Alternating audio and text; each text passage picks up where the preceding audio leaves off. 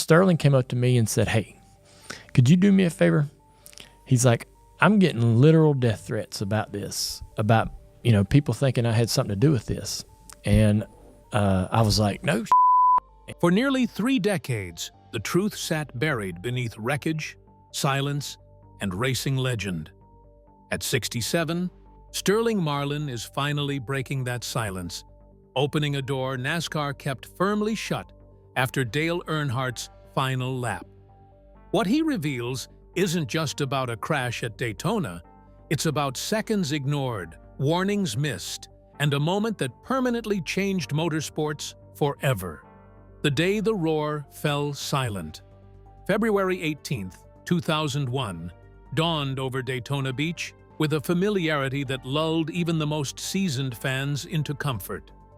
The Florida sun climbed steadily into a cloudless sky, casting light across the sprawling asphalt of Daytona International Speedway.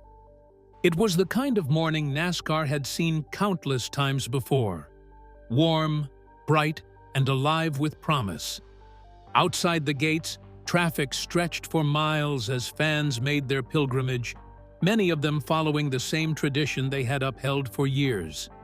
Inside the speedway, the atmosphere pulsed with anticipation. The Daytona 500 was not simply a race, it was an institution, the ceremonial heartbeat of NASCAR's season, where expectation and history always collided. The grandstands filled early, echoing with conversation, laughter, and the unmistakable sound of engines warming in the distance. Flags snapped sharply in the breeze, and familiar numbers appeared everywhere, stitched into jackets, painted onto signs, and worn proudly on caps, faded by years of loyalty. There was an unspoken understanding among those gathered that Daytona demanded reverence. Wins here carried a weight unlike any other, and losses lingered longer. Every driver on the grid understood what was at stake, but no figure commanded the moment quite like Dale Earnhardt. By 2001, Earnhardt was more than a competitor. He was NASCAR itself to many fans, a 7-time champion whose presence shaped the identity of the sport. Known universally as the Intimidator, he had built his career on an aggressive style that blended fearlessness with precision. Yet on this particular day, his focus was not centered on personal achievement. The hunger for trophies that once defined his early years had evolved into something else entirely. Earnhardt's mission was rooted in loyalty. His son, Dale Earnhardt Jr., and his teammate, Michael Waltrip, both had legitimate chances to win. Earnhardt saw his role clearly. He would be their shield. Before the race ever reached its decisive moments, Earnhardt approached it with quiet authority. His preparation was methodical, his mindset disciplined. There was no bravado in his demeanor, only purpose. He understood Daytona's dangers as well as anyone who had ever strapped into a stock car. High speeds, tightly packed racing, and unforgiving walls made survival as much a skill as speed. For Earnhardt, protecting those behind him was not a symbolic gesture. It was a responsibility he accepted fully. When the green flag waved, the speedway erupted. Engines thundered in unison as the field surged forward, immediately forming the tight drafting packs that defined superspeedway racing. Cars ran inches apart at extraordinary velocity, each driver trusting the others to hold their line. One mistake could ripple through the field in an instant. Earnhardt settled into position with calm assurance, reading the race as it unfolded. His movements were deliberate, his choices measured. He blocked when necessary, eased when it served the moment, and maintained constant awareness of the cars around him. As the laps passed, the race took on the familiar rhythm of Daytona. Long stretches of high-speed chess punctuated by bursts of intensity. Earnhardt remained vigilant, especially as the final laps approached. Waltrip and Earnhardt Jr. ran strong at the front, and the pressure behind them intensified with each circuit. Earnhardt placed his black number 3 exactly where it needed to be, absorbing the force of the pursuing pack. His driving was aggressive but controlled. a demonstration of experience honed over decades. He was no longer racing for himself. He was defending opportunity. With only moments remaining, the tension reached its peak. The field compressed, drivers searching for any opening that might change the outcome. Earnhardt continued to block, guarding the space behind him with absolute commitment. It was classic intimidator racing, assertive, relentless, and effective. Then, in the blink of an eye, the balance shifted. There was a slight contact, subtle enough to appear routine, the kind of thing that happened countless times in racing. But this moment carried consequences no one could predict. Earnhardt's car lost stability and veered toward the outside wall. The impact came violently and without mercy, the sound cutting through the roar of engines as metal met concrete at extreme speed. To many watching, it looked like another hard crash, the type drivers often survived. No immediate flames, no dramatic rollovers, just a sudden stop. As the car slid to a halt, something felt different. The usual rhythm that followed an accident never arrived. There was no movement from the cockpit, no visible signal that the driver was conscious. Cameras hesitated, uncertain where to focus. Fans leaned forward, confusion spreading through the stands. The noise that had defined the afternoon faded into an uneasy quiet. The race continued briefly, but attention had shifted irrevocably. Emergency crews reached the scene quickly, surrounding the car as silence settled over the speedway. What had been moments of celebration transformed into collective unease. The delay felt endless. When the news finally reached the public, disbelief took hold. Dale Earnhardt, the man many believed invincible, had died. The realization struck with staggering force. This was not merely the loss of a driver, it was the loss of a symbol. Earnhardt had represented toughness, resilience, and control in a sport built on danger. His death shattered the illusion that experience alone could conquer risk. In an instant, NASCAR's heartbeat fell silent. The crowd that morning had arrived expecting spectacle and tradition. Instead, they witnessed history in its most painful form. Though few understood it at the time, the final seconds of that race would ignite decades of questions, reflection, and change. What happened in those moments would be examined endlessly, not just for what was seen, but for what remained hidden. What no one realized as they stood in stunned silence was that the aftermath of those final seconds would extend far beyond Daytona, sparking debate, blame, and a quiet reckoning that would linger for years to come. The man caught in the middle. In the immediate aftermath of the crash, confusion ruled Daytona International Speedway. While crews worked behind closed doors and officials struggled to confirm what many feared, a different shift was already taking place beyond the track. Attention, once fixed on the race itself, began drifting toward the seconds just before everything went wrong. Fans replayed the footage in their minds, commentators analyzed angles frame by frame, and grief searched for somewhere to land. In moments of collective shock, sorrow often looks for structure. It looks for a reason, and too often, it looks for a person. That person quickly became Sterling Marlin. Marlin had arrived at Daytona like every other driver, focused on competition, strategy, and survival. A veteran of the sport, he was known not for controversy, but for consistency. His career had been built quietly, marked by professionalism rather than spectacle. He had raced alongside Dale Earnhardt for years, sharing tracks, risks, and respect. On that final lap, Marlin was doing what Daytona demanded, running tightly behind another car at extreme speed, committed to the draft, reacting in fractions of a second.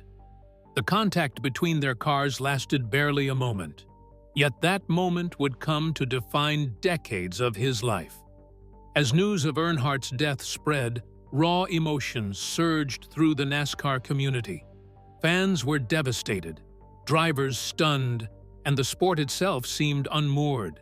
In that emotional vacuum, the public desperately searched for answers. The replay showed Marlin's car close to Earnhardt's rear bumper. To grieving eyes, proximity began to resemble responsibility. Context vanished. Complexity collapsed.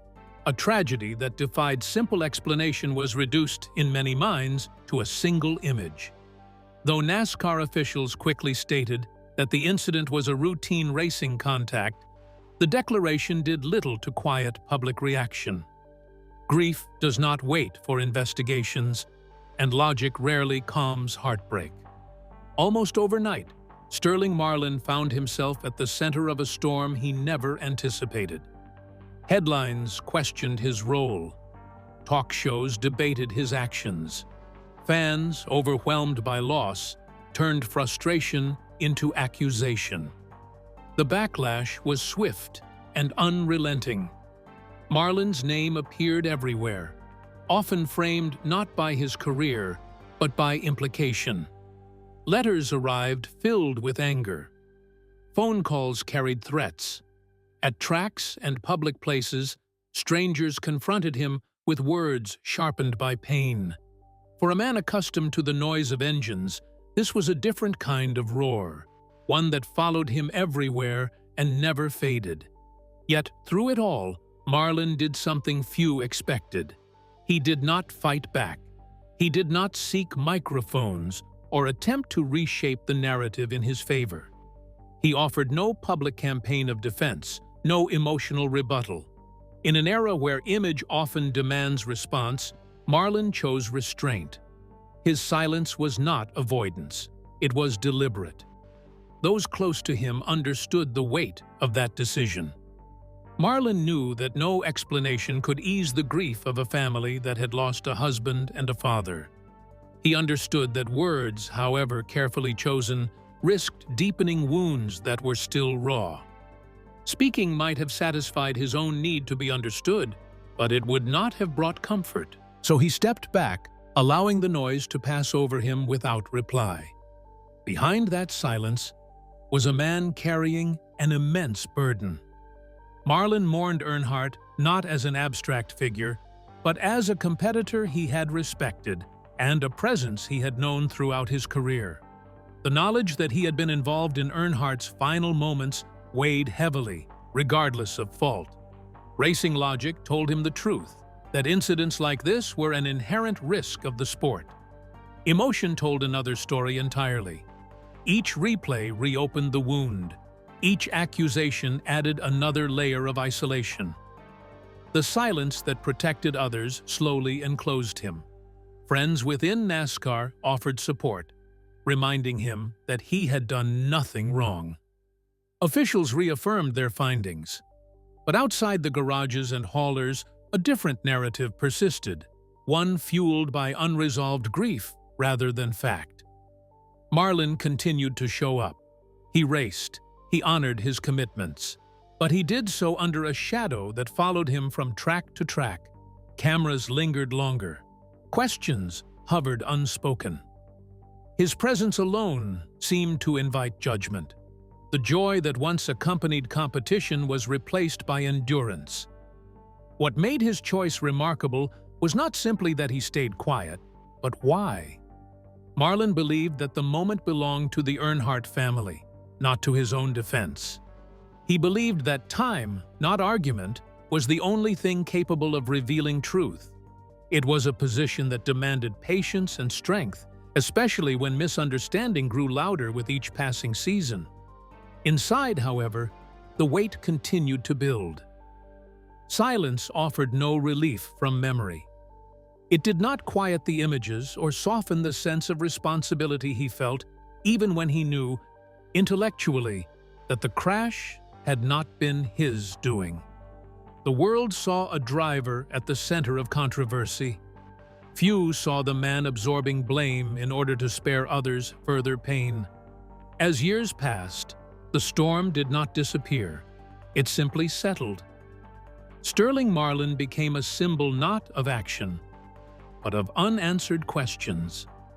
His silence, once an act of respect, slowly transformed into something heavier, a burden carried alone. And with every passing year, that burden grew, because silence, no matter how well-intentioned, always comes at a cost, and the truth always comes out. The weight of unspoken truths. Time did not dull the memory of February 18, 2001, for Sterling Marlin. Instead, it reshaped it, stretching a single moment into something that followed him quietly but relentlessly. Long after the headlines faded and the crowds shifted their attention elsewhere, the crash remained vivid in his mind. It returned in fragments rather than sequences, sounds without warning, images without order. For Marlin, the past did not feel distant. It felt suspended, waiting. Away from the racetrack, life continued outwardly as expected. Seasons changed. NASCAR moved forward. New drivers emerged, new rivalries formed, and the sport regained its rhythm. Yet for Marlin, the rhythm was altered permanently. The silence he had chosen in the wake of the tragedy became a space where unanswered thoughts echoed. He replayed the final lap endlessly, not as the public saw it, but as he remembered it through instinct, reaction, and split-second judgment. Every decision, no matter how small, was examined in hindsight. Could the line have been different? Should he have lifted sooner? Was there another fraction of space that might have changed the outcome? These questions did not demand logic. They demanded emotion. Though Marlin understood the realities of superspeedway racing, understanding offered no immunity from self-examination. Guilt does not require fault to exist. It thrives in proximity to loss. Privately, the burden grew heavier with time. At night, sleep often came in fragments. The mind, no longer distracted by schedules or obligations, returned to that turn at Daytona. The sound of impact. The sudden stillness that followed. Even moments of quiet reflection carried weight, as though the past waited patiently for his attention. There were no answers hidden in those memories, yet they surfaced repeatedly, uninvited and unresolved. Marlin's withdrawal from the spotlight was often misunderstood.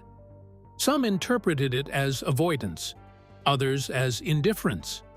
In reality, it was neither.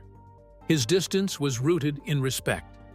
He believed that inserting himself into public discussion risked shifting focus away from the Earnhardt family's grief. He did not want his voice to become part of a conversation that could never restore what had been lost. So he remained guarded, even as the absence of his perspective allowed assumptions to harden.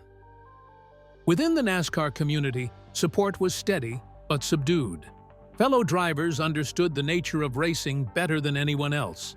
They knew that superspeedway competition left no room for certainty, only reaction.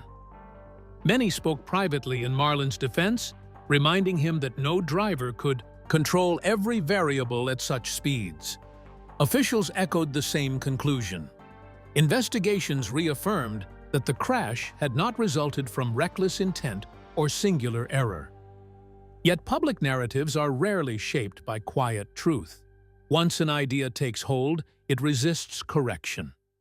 Marlin became accustomed to carrying two realities at once, the one affirmed by facts and the one sustained by perception. The contrast between them created a kind of isolation that words could not bridge. Even as time passed, the emotional residue remained. Racing itself became more complicated. The track had always demanded focus and courage, but now it also carried memory. Each return to Daytona stirred a familiarity that was impossible to escape. The sound of engines, the geometry of the turns, the sheer speed, all of it was unchanged, and that continuity made the absence more pronounced. Earnhardt's presence, once a constant, lingered in its absence. Despite this, Marlin continued forward. He honored contracts, respected the sport, and carried himself with professionalism. He did not seek sympathy, nor did he ask for absolution. Endurance became his quiet discipline. While others spoke for him, he remained reserved, trusting that time would eventually distinguish truth from noise. Behind closed doors, however, the emotional weight demanded acknowledgement. There were moments when the solitude pressed hardest, when even certainty offered no relief. Knowing something intellectually does not always ease what the heart insists on carrying. Marlin wrestled with that contradiction, learning that grief and guilt often overlap even when they do not belong together. The passage of years brought subtle change, though not closure. The questions that once arrived with urgency softened into something more reflective. They no longer demanded answers. They lingered as reminders. Marlin began to understand that the absence of resolution did not mean failure. Some experiences resist completion. They become part of a person's internal landscape, shaping perspective rather than yielding conclusions. Throughout this time, he remained mindful of the Earnhardt family. Their loss was immeasurable, and Marlin never allowed himself to forget that his pain existed alongside theirs, not apart from it. This awareness guided his restraint.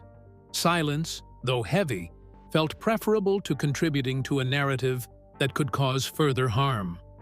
As years turned into decades, the crash no longer dominated public conversation, but it never left Marlin entirely. It became a quiet companion, present without announcement. He carried it into interviews he declined, moments he chose not to explain, and stories he allowed others to tell instead. What sustained him was not vindication, but dignity. He understood that truth did not require constant defense. It required patience. Though the burden was his alone to carry, he believed that clarity, when it arrived, would speak more effectively than argument ever could. And slowly, beyond the reach of headlines and assumption, that clarity began to take shape. Because when the full truth finally emerged, it did not only reshape how the past was understood, it changed the future of the sport itself. The truth that changed NASCAR forever. In the years following Dale Earnhardt's death, the unanswered questions surrounding that February afternoon refused to fade. While grief had initially consumed the sport, time gradually made room for examination. NASCAR, long defined by tradition and toughness, was forced into a period of reckoning. What had happened at Daytona could no longer be understood solely as tragedy. It demanded explanation, accountability, and change. Investigations into Earnhardt's crash unfolded methodically, guided by engineers, medical experts, and safety specialists. Every detail was scrutinized, not to assign blame, but to understand cause. The focus shifted away from the cars around Earnhardt and toward the forces acting upon him. Data replaced speculation. Physics replaced emotion. Slowly, a clearer picture emerged, one that challenged long-held assumptions within the sport. The findings confirmed what many drivers had privately known but rarely confronted. The crash itself was not extraordinary by NASCAR standards, but the conditions surrounding it were dangerously outdated. Earnhardt had struck the wall at extreme speed, and the sudden deceleration placed enormous stress on his body. Though he was wearing the safety equipment commonly accepted at the time, it proved insufficient against the forces involved. The fatal injury occurred instantly, not because of another driver's action, but because the sport had not yet adapted to the realities of modern speed. Central to this realization was the absence of advanced head and neck restraint systems. Devices designed to limit the violent motion of the head during impact existed, but they were not mandatory. Many drivers, including Earnhardt himself, had resisted. Their use, comfort, familiarity, and tradition often outweighed caution. In hindsight, that resistance became one of the most painful lessons NASCAR would ever learn. Equally significant was the role of track infrastructure. Concrete retaining walls lined the speedway, offering no absorption of energy during a collision. Cars that met those barriers did so abruptly, transferring immense force directly to the driver. At the time, this was standard. After Earnhardt's death, it became indefensible. As these conclusions became public, the narrative surrounding the crash began to change. The focus shifted decisively away from individual drivers and toward systemic responsibility. For Sterling Marlin, this confirmation carried complicated weight. The investigations affirmed what he had always known, that the incident was unavoidable within the context of the race. His name was no longer tethered to uncertainty, at least in official record. Yet the relief was muted by the reality that truth had come at an unbearable cost. NASCAR responded with unprecedented urgency. The sport's leadership recognized that survival itself depended on evolution. Safety could no longer be framed as optional or secondary to competition. In the months and years that followed, reforms arrived swiftly and decisively. Head and neck restraint systems became mandatory. Car designs were re-engineered to better absorb impact. Seats, belts, and structural components were strengthened and standardized. Perhaps the most visible transformation came with the introduction of energy-absorbing barriers. These new systems fundamentally changed how tracks responded to crashes, reducing the forces transferred to drivers. What once had been rigid and unforgiving became adaptive and protective. The speedways themselves evolved, reflecting a newfound understanding that danger could be managed without diminishing the spirit of racing.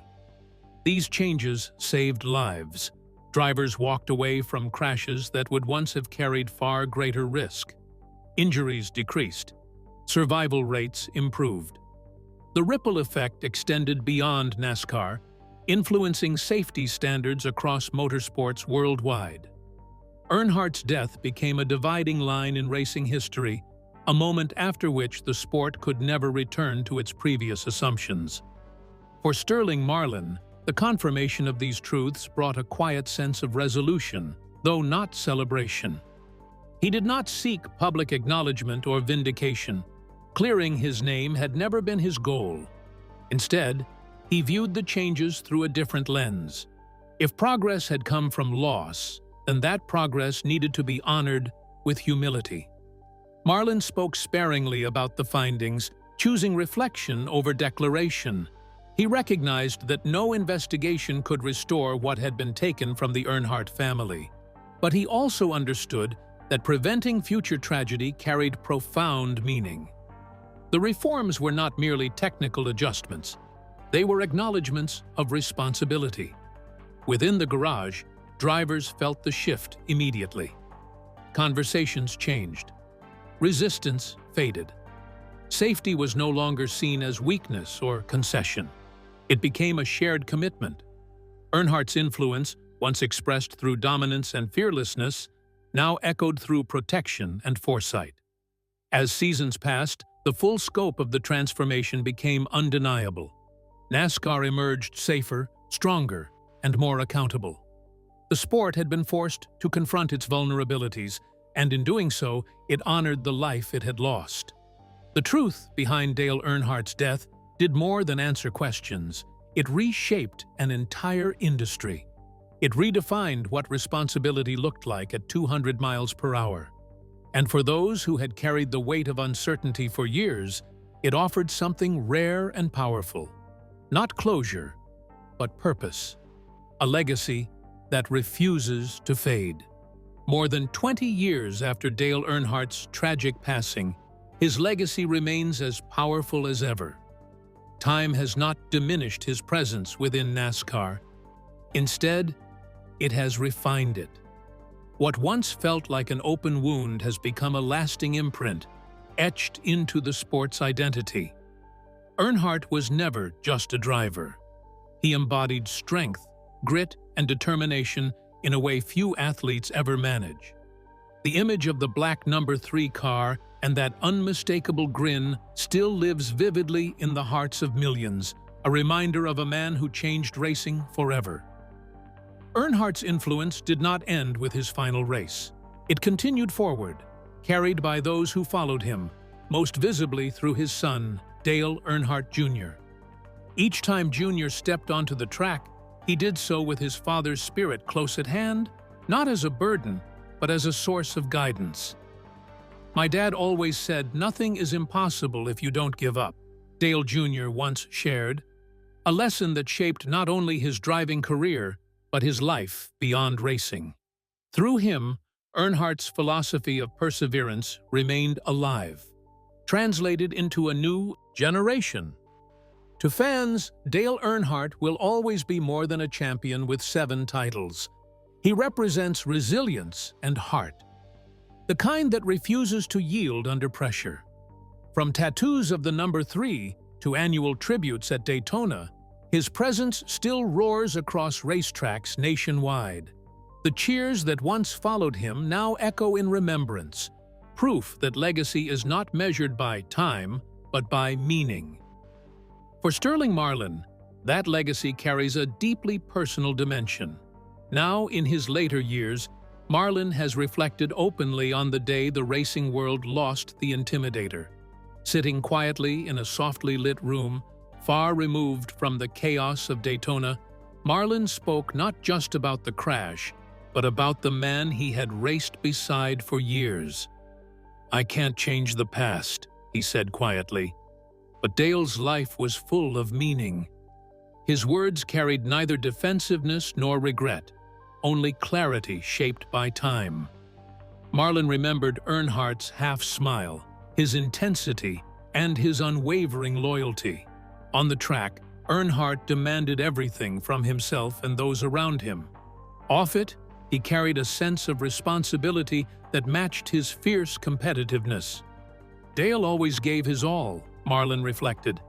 His message was simple: live fully, never stop giving, and love the sport with all your heart. Those values, Marlin believed, defined Earnhardt far more than statistics or trophies ever could. Though the tragedy of 2001 still lingers in memory, Marlin chooses to focus on what emerged from it. Loss, while permanent, was not without purpose. "Dale changed NASCAR forever," he said.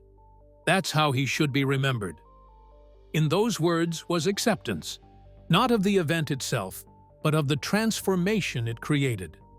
Earnhardt's death forced the sport to confront its vulnerabilities and evolve, pushing it toward a future that valued protection as much as competition. Lives were saved because lessons were learned. Lessons written not in rule books alone, but in experience and a consequence. Marlin has never framed this evolution as vindication. Instead, he views it as responsibility fulfilled. The safety measures now standard across NASCAR stand as silent acknowledgments of what was once missing, reminders of how far the sport has come. Every driver who walks away from a crash does so carrying a piece of Earnhardt's legacy, whether they realize it or not, protected by changes born from reflection rather than reaction. As Marlin looked back toward Daytona Speedway, he described feeling Earnhardt's presence not as sorrow, but as something quieter and steadier, like a whisper carried on the wind. "Live fully, race like today is your last," he said softly. It was not advice meant for racers alone, but for anyone willing to listen. A philosophy shaped by commitment, courage, and respect. That philosophy remains at the core of Earnhardt's enduring influence. His legacy is not confined to highlight reels or record books. It exists in the way the sport protects its drivers, in the reverence shown by fans, and in the lessons passed from one generation to the next. Courage, unity, and transformation define what he left behind. Values that continue to guide the sport forward. Dale Earnhardt no longer races beneath the Florida sun, but his spirit has never left the track. It moves forward with every lap turned in awareness, every driver secured by advancements forged through experience. For Sterling Marlin, remembrance is grounded in honor. "Thank you, Dale," he said, "for making me a better driver and a better man." Words that carry both humility and gratitude. Even in death, Dale Earnhardt's influence endures, a legacy that continues to define the soul of NASCAR. Dale Earnhardt's legacy lives on in every safer lap and every protected driver. But when progress is born from loss, how do we honor the past while racing toward the future? Share your thoughts in the comments below.